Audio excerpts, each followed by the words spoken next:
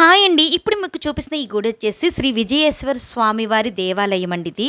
ఇక్కడ శివలింగాన్ని అర్జునుడు ప్రతిష్ఠించినట్టుగా చెప్తారు.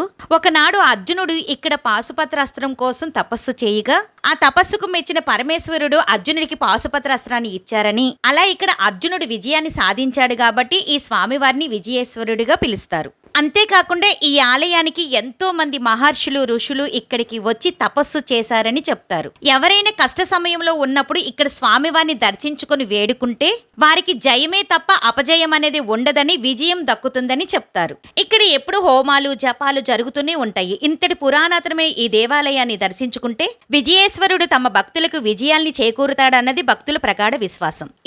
ఇంతటి మహిమాన్వితమైన ఈ దేవాలయం ఎక్కడుందంటే విజయవాడ కృష్ణా నది ఒడ్డున కనకదుర్గమ్మ గుడికి వెళ్లే మెట్ల దారి మరియు లిఫ్ట్ దారి గుండా వెళ్లే సమీపంలోని ఎడమ చేతి వైపు ఉంటుంది ఈ దేవాలయం. Thanks for watching. Please subscribe to my channel.